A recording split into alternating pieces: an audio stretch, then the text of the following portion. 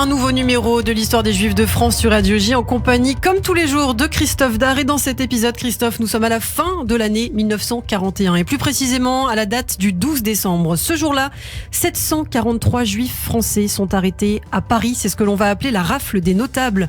Pour la plupart, ils feront partie quelques mois plus tard du premier convoi de Juifs déportés au camp d'Auschwitz le 27 mars 1942. Christophe, nous allons donc revenir dans le détail sur cette rafle qui se déroule à la suite d'une série d'attentats commis contre les Allemands et surtout imputés aux Juifs par les nazis. Et un attentat commis notamment contre un officier allemand, c'était le 20 octobre 1941, responsable des troupes d'occupation en Loire-Inférieure, le lieutenant-colonel Karl Hotz, abattu à Nantes par des résistants. En représailles, les autorités allemandes d'occupation vont fusiller le 22 octobre 1941 48 prisonniers pris comme otages à Châteaubriand, en Loire-Atlantique et à Nantes, ainsi qu'à Paris. Et puis 2 jours après, ce sont 50 autres otages qui sont fusillés au camp de Souche, près de Bordeaux, après l'exécution d'un autre officier allemand du nom d'Hans Reimers. Le judéo-bolchevique est donc désigné comme l'ennemi à abattre par les nazis en cette fin d'année 1941. Et un rapport du 1er décembre d'ailleurs précise que des Juifs vont être arrêtés pour un soldat allemand tué. 50 otages seront fusillés. Et le 12 décembre 1941, l'administration militaire allemande, en la personne de Theodor Dannecker, conseiller aux affaires juives en France depuis 1940, ordonne une rafle exécutée par la police allemande. Elle utilise en fait le fichier juif établi par la préfecture de police de Paris. Oui, d'ailleurs étonnant, ce Theodor Dannecker qui est à l'origine de plusieurs rafles passées, finalement qu'on connaît assez peu. À l'aube effectivement de ce jour-là, 743 juifs de catégorie dite supérieure, politiciens, chefs d'entreprise, commerçants, ingénieurs, médecins ou encore dentistes, avocats, présidents de cour de cassation, écrivains. Il y a même un géographe ou encore des artistes sont arrêtés à leur domicile. Écoutez Karen Tayeb, conservatrice des archives au mémorial de la Shoah, dans le documentaire La rafle des notables, diffusé en mars sur France 2, réalisé par Gabriel Lebaumin et inspiré du livre La rafle des notables, écrit par Anne Sinclair, publié il y a 2 ans chez Grasset. On vient les arrêter à leur domicile, pour la plupart 5h30, 6h, 7h du matin, donc très tôt. On les prend au pied du lit. On leur donne, c'est variable, entre 10 et 45 minutes pour se préparer. On leur demande de rassembler quelques effets. On leur laisse plus ou moins de temps pour dire adieu à leur famille, leur épouse, leurs enfants. Et ensuite, une fois qu'ils sont un certain nombre à être rassemblés à la mairie, ils sont transférés en wagon cellulaire ou en auto ou en bus suivant le nombre de personnes jusqu'au manège du commandant Bossu à l'école militaire. Karen Tayeb, conservatrice des archives au mémorial de la Shoah. Dans le détail, effectivement, figure notamment l'avocat, sénateur et ancien ministre Pierre Masse et son frère Roger. Le frère aussi de Léon Blum, René, directeur de théâtre, fondateur des ballets russes de Monte-Carlo, et aussi le futur historien de la Shoah, Georges Wellers, ou encore le mari de l'écrivaine Colette, Maurice Goutquet, Jean-Jacques Bernard, aussi le fils du dramaturge Tristan Bernard, et un négociant en dentelle qui n'est autre justement que le grand-père paternel d'Anne Sinclair, Léonce Schwartz. Il a alors 63 ans. Et c'est la première rafle d'envergure ciblant exclusivement des hommes juifs de nationalité française issus de l'élite intellectuelle et économique. Et ils ne comprennent pas en fait leur arrestation car ils sont bien intégrés dans la société. La plupart ont été notamment de vaillants combattants pendant la Première Guerre mondiale. 300 ont d'ailleurs un titre de décoration, dont la Légion d'honneur.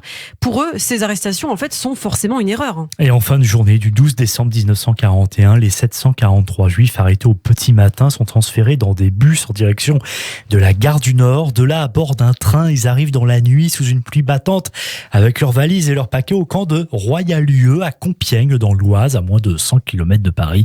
C'est au départ ce qu'on appelle un front de stalag, c'est-à-dire un camp provisoire destiné pour les prisonniers de guerre.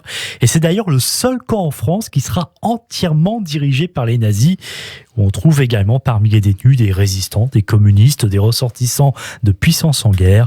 Sur place, dans les baraques, il n'y a rien que de la paille en guise de lit et aucune lumière. Dans le camp de Royal-Lieu, outre les juifs français, sont transférés aussi 300 juifs étrangers en provenance du camp de Drancy, originaires notamment de Pologne et de Hongrie. Ils sont 1000 prisonniers en tout dans ce camp, conforme à l'objectif initial qui avait été fixé à 1000 arrestations. Tous les juifs donc sont dans le camp C et sont soumis à plusieurs restrictions. Pas de contact avec les autres prisonniers, interdiction d'envoyer des lettres, de recevoir des colis, pas de visite de la Croix-Rouge au mépris des conventions internationales. Les livres sont également interdits. mardi. Théodore Danker, conseiller aux affaires juives en France, vient dans le camp pour s'assurer que les juifs présents sont en état d'être déportés dans ce que l'on appelle encore des camps de travail. Pour lui, 108 sont jugés trop faibles pour être déportés justement. Et pendant ce temps, le régime de Vichy apprend cette rafle et Xavier Vallat, le chef du commissariat aux questions juives, va voir les Allemands pour protester car pour lui, rafler des juifs français, ce n'était pas prévu au programme. Il ne s'agissait que de rafler les juifs étrangers pour le régime de Pétain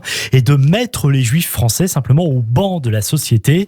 Les Allemands, on l'a bien compris, ne font aucune distinction. Toujours est-il qu'en raison de retard logistique, la déportation des juifs du camp de Royalieu est retardée et Pétain et le régime de Vichy pendant toute la période ne feront rien du tout pour sauver les juifs prisonniers. Dans les jours et les semaines qui suivent, alors que l'hiver est rude, que les conditions d'hygiène sont déplorables et que la faim les tenaille, de nombreux prisonniers tombent malades. Une centaine de prisonniers meurent dans les 3 premiers mois d'internement. Un prisonnier écrit même à sa femme « J'ai maigri même des os ». L'écrivain Jean-Jacques Bernard, fils de Tristan Bernard, parlera de Compiègne, lui, comme du camp de la mort lente. Oui, les Allemands qui n'autorisent un poêle installé dans les baraquements qu'à chauffer 2 heures par jour.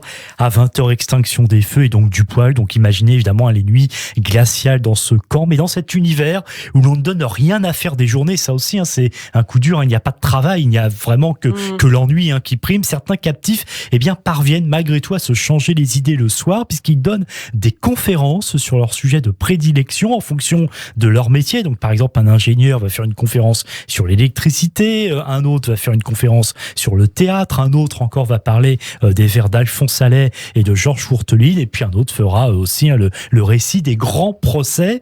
Et les artistes lyriques aussi qui donnent un récital, ils font même une chorale. C'est une sorte, vous voyez, de moyen de conjurer l'insupportable ennui et également la peur, mais cela ne dure qu'un temps car, vous l'avez dit, les détenus juifs du camp sont de plus en plus faibles.